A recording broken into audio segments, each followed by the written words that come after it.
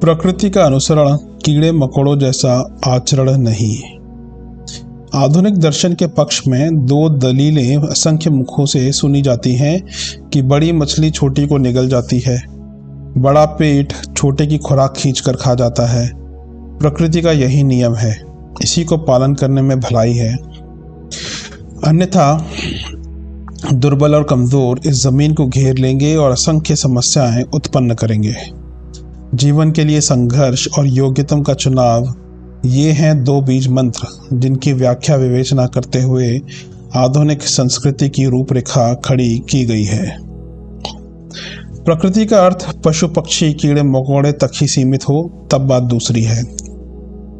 अन्यथा प्रकृति के नियमों का अनुसरण करते समय मनुष्य की विशेषताओं को भी ध्यान में रखना चाहिए।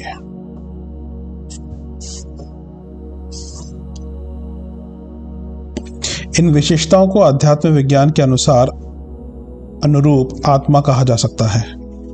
उसकी मौलिक संरचना तथा प्रेरणा को भी कहीं जगह देनी होगी, किंतु प्रकृति का अर्थ वहां तक ले जाना हो जहां मनुष्य को चलने फिरने वाला पौधा अथवा दो पैर वाला जानवर मानना हो, तो ऋतु प्रकृति पर उन्हीं नियमों को लागू करना होगा जो बंदर के वंशज पर लागू होते हैं।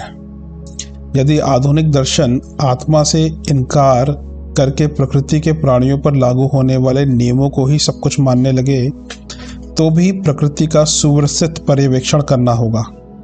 उसके नियमों में से अपने मतलब के जो हों उन्हीं को सब कुछ मान बैठने से व अन्यान्यों को छोड़ देने से दर्शन शास्त्र की मर्यादा ना निभ सकेगी।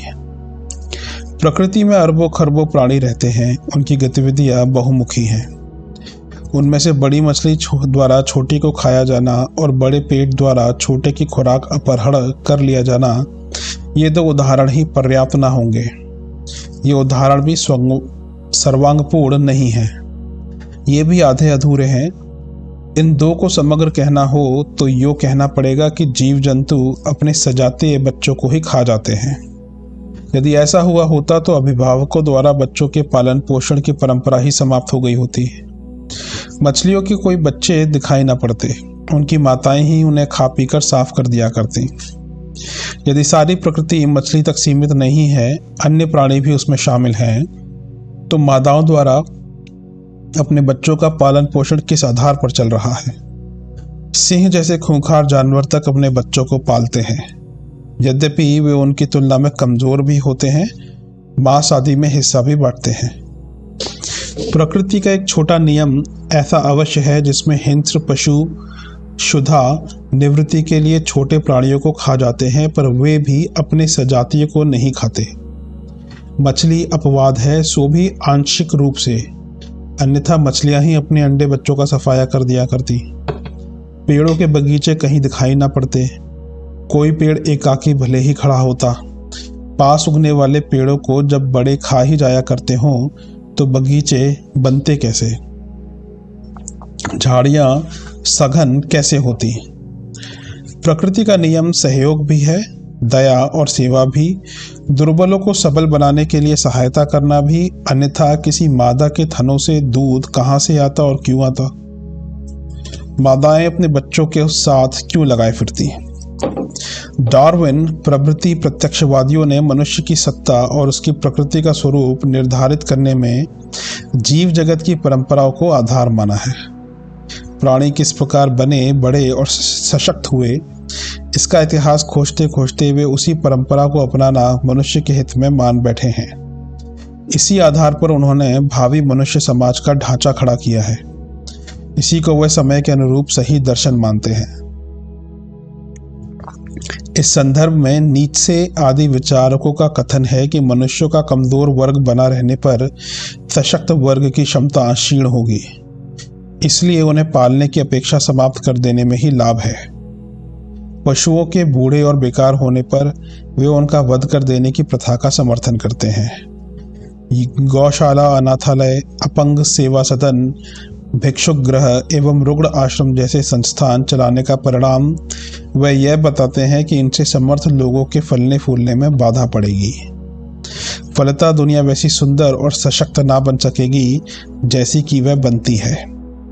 नाजीवाद में अनेक तर्कों का आश्रय लेकर उन्होंने युद्ध की आवश्यकता पर जोर दिया है और उसे उपयोगी भी ठहराया है।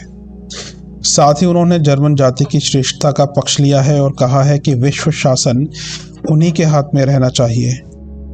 अन्य कमजोर जातियों को युद्ध के बहाने समाप्त कर देना चाहिए। यह दर्शन जर्मन जाति को उन्मत्त स्थिति तक पहुंचाकर उन्हें युद्ध के लिए आकुल करता रहा है। वे अपने समुदाय को विकसित करने के लिए समीपवर्ती क्षेत्रों को खाली रखने और वहां की साधन सामग्री अपने लोगों तक सीमित सुरक्षित रखने पर जोर देते रहे हैं। यह एकाकी चिंतन न केवल अधूरा वरन अनुपयुक्त भी सिद्ध होता जा रहा है। इसमें दोनों पक्ष के लोगों की ही अधिक हानि हुई है। वे ही मरते या घायल होते रहे हैं। उनके आश्रितों की संख्या बढ़ने से फिर दुर्बल वर्ग बढ़ गया जिसे कि वे समाप्त करना चाहते थे। इससे तो तैमूर लंग आदि की कत्लेआम पद्धति अधिक तर्कसंगत थी, जिसमें मजबूत आदमी गुलामों को रूप में पकड़कर आश्रित बना लिए जाते थे और कमजोरों को काटते मारते चले जाते थे। आधुनिक दर्शन शास्त्र ने अब तक जो प्रतिपादन, तर्क और उदाहरण दिए हैं वे हर दृष्टि से हल्के पड़ते हैं। अब तक जीवन के लिए संघर्ष का तात्पर्य यह निकाला जाता है कि पड़ोसी के मुंह का ग्रास छीन लिया जाए, जबकि यह होना चाहिए कि प्रकृति के साथ लड़ झगड़कर उसके अंचल में भरी हुई विपुल संपदा में से अधिक उपलब्ध किया जाए। अमेरिका अब से 200 वर्ष पूर्व सूना पड़ा था। वहाँ जो लोग यूरोप से जाकर बसे, उन्होंने जीवन के लिए संघर्ष किया और प्रकृति के अंतराल में भरी हुई विपुल संपदा का दोहन किया एवं देखते देखते सुसंपन्न बन गए। प्रकृति के समर्थ व्यक्ति नेतृत्व के लिए चुने जाते हैं। वे अपने साथ अनेकों को लेकर चलते हैं। जो कार्य वे अपने बुद्धिबल और बाहुबल से नहीं कर सकते थे, उसे करते हुए वातावरण को समुन्नत बनाकर करते हैं। यह सर्वोत्तम के चयन का सिद्धांत है। टाटा ने साधन रहित होते हुए भी अपने बुद्धि कौशल से लोहे का विशाल कारखाना खड़ा कर दिया। उसमें लाखों श्रमिकों को आजीविका मिली और साथ ही देश की महती आवश्यकताओं की पूर्ति भी हुई। हर मनुष्य बुद्धिमत्ता पूर्वक काम कर सके तो अपने निर्वाह के अतिरिक्त समाज के लिए कुछ न कुछ प्रगति में सहायता दे सकता है। इस वैयक्तिक क्षमता को किस प्रकार सही तरीके से काम में लाया जाए, यही निर्धारण कर सकने वालों के संबंध में नेतृत्व क्षमता संपन्न होने से उन्हें सराहा जाता है। इसके अर्थ यह कभी नहीं है कि पड़ोसियों को मार काट कर खत्म कर दिया जाए और सर्वत्र अपने ही आप को अधिपति घोषित कर दिया जाए। प्रकृति से शिक्षा ग्रहण करके उसके आदर्शों पर चलने के लिए बड़ी मछली द्वारा छोटी को खा जाने का एक ही उदाहरण नहीं है। प्रकृति की ओर वापस लौटने का तात्पर्य रहन सहन में सादगी का समावेश करना, ना कि संचित सभ्यता को तिलांजलि दे बैठना। पशु और कीड़े ही हमारे शिक्षक हैं, तो शिक्षा के झंझट का परित्याग करना होगा। भाई बहन के रिश्तों को तिलांजलि देनी होगी। आग का उपयोग बंद करना होगा। सौंदर्य और कला का परित्याग करना होगा, क्योंकि मनुष्य के अतिरिक्त और कोई भी प्राणी इन विशेषताओं का अभ्यस्त नहीं है। मनुष्य की अपनी विशेष संरचना है।